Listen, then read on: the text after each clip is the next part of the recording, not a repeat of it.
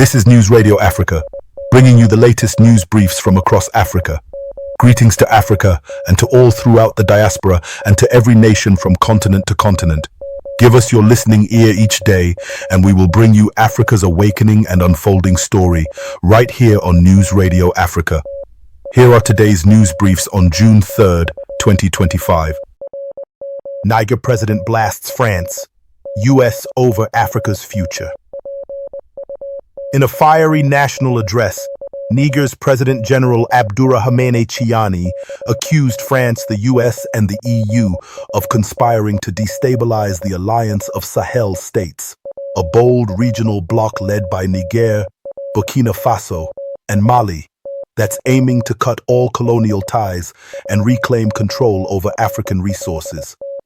Tiani warned that Western powers fear the alliance's growing momentum, especially the influence of Burkina Faso's Captain Ibrahim Traoré, a rising star in Africa's anti-imperialist movement.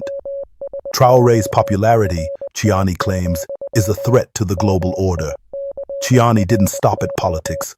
He accused the US of turning a blind eye to terrorism despite operating a high-tech military base in Niger for years. The base was shut down in 2024. He also alleged that the Red Cross helped finance armed groups, prompting its expulsion. His message: Africa is rich in uranium, gold, and oil, but remains poor because of foreign exploitation.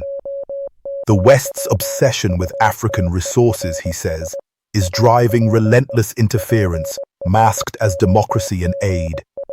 Supporters call it a rallying cry for African sovereignty. Critics fear it could escalate regional tensions. Is this Africa's turning point or another storm on the horizon? Niger pushes back. Niger is standing tall against the European Union. The EU has officially recalled its ambassador from Niger after a heated diplomatic fallout. Why? Because Niger said no thanks to a $1.3 million aid package. And here's why that matters. After devastating floods hit Niger, the EU sent emergency funds, but without consulting Niger's government. The military-led transitional authority wasn't having it. They said, "You froze nearly €1 billion when we ousted the pro-Western puppet Bazoum. Now you want to sneak in money behind our backs?"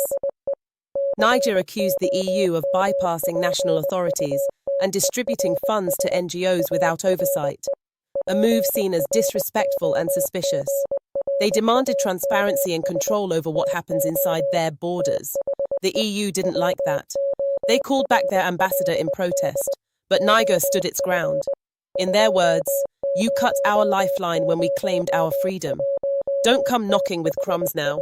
Africa is waking up. Sovereignty isn't for sale, not even for €1.3 million. Uganda joins BRICS, walks boldly towards sovereignty. Big news from East Africa. Uganda is officially joining the BRICS alliance. That's Brazil, Russia, India, China, and South Africa, a global power bloc challenging Western dominance. And President Yoweri Museveni is making it clear, Uganda is done being pushed around. After years of Western aid tied to conditions, pressure on Uganda's domestic policies, and even bans on exports and textile industries, Museveni said enough is enough. Uganda is now refusing second-hand clothes dumped from the West, banning raw gold exports and demanding real partnerships, not paternalism. The West retaliated, aid slashed, visas revoked, World Bank funds frozen. But instead of retreating, Uganda pivoted. They opened 7 gold refineries, boosted local industry, and signed strategic cooperation with Russia. No more exporting raw resources. Now they're building jobs at home. By joining BRICS, Uganda sends a loud signal. We choose sovereignty, partnership, and balance over dependency and control. This is News Radio Africa. Africa rising and rewriting the rules. This is News Radio Africa. Stay tuned, stay sharp, stay sovereign. Burkina Faso turns the tables on the West. In a stunning reversal of power dynamics, the US has gone from condemning Burkina Faso's Captain Ibrahim Traoré to quietly praising him. What happened? It began when US General Michael Langley accused Traoré of hoarding gold to entrench military control. No evidence, no context, just a sharp rebuke from Washington. But Africa wasn't having it. Across the continent, voices rose in defiance. Our gold, our rules. Social media exploded, protests erupted, and the accusation backfired. What was meant to shame Traoré turned him into a continental symbol of resistance and sovereignty. Suddenly, US influence in the Sahel began to erode.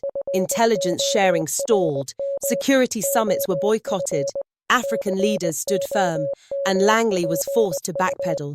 He issued a public retraction. Then came the unthinkable, praise.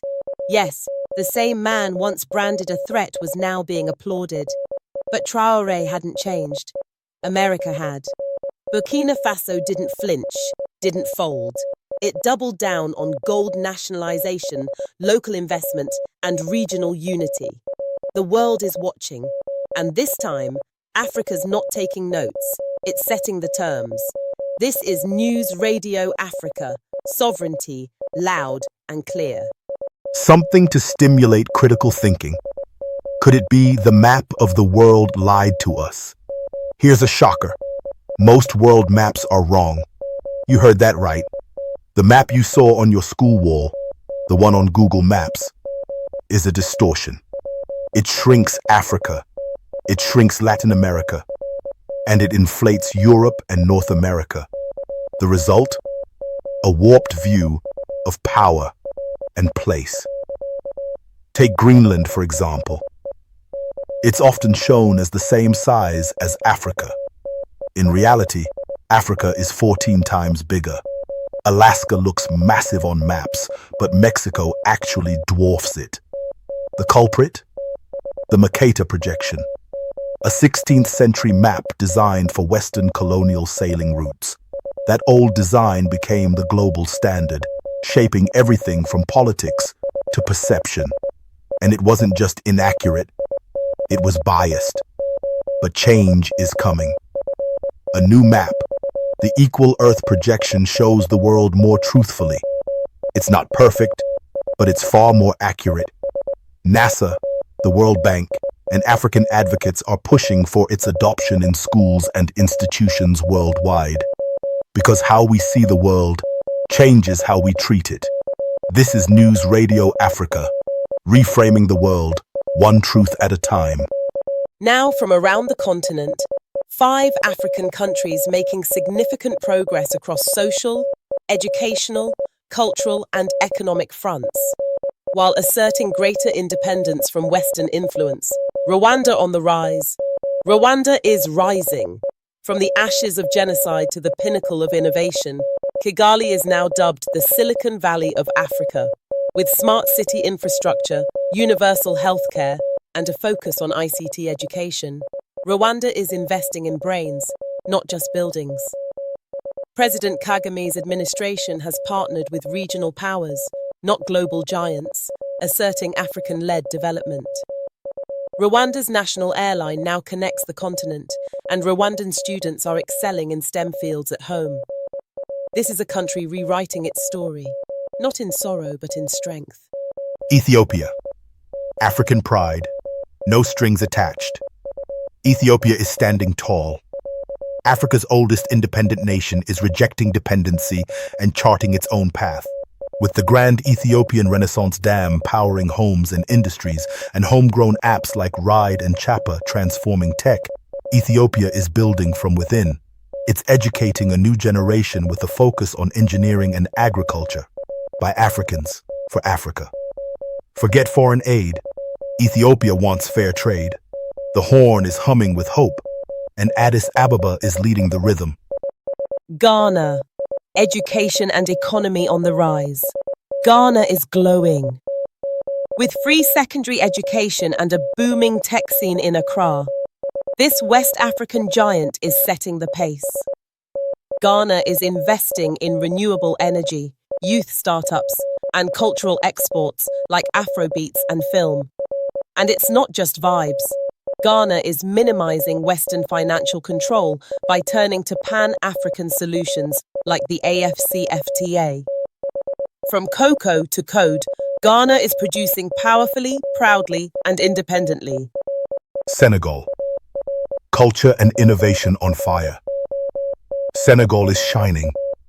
Dakar is Africa's new cultural capital, bursting with fashion, art, and innovation. From African drumming to digital design, creativity meets commerce here.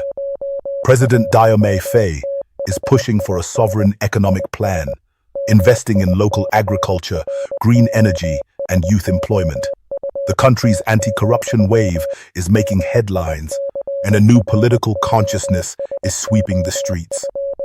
Senegal is where tradition and transformation dance together. Tanzania, quiet strength, steady growth. Tanzania is not making noise, but it's making moves. Under President Samia Suluhu Hassan, the country is investing in girls' education, domestic tourism, and Swahili as a unifying cultural force. Tanzania has pushed back against Western pressure and prioritized partnerships with fellow African nations in Asia. It's building railways, refining its gas industry, and digitizing rural education. Quiet but bold, Tanzania is walking tall on its own path. That is it for today. Check back here Monday through Friday for the latest updates and news briefs beyond the headlines on Africa's awakening. If you like this new platform, please hit the like button and subscribe to this new channel. Check back with us tomorrow. Until then, God bless.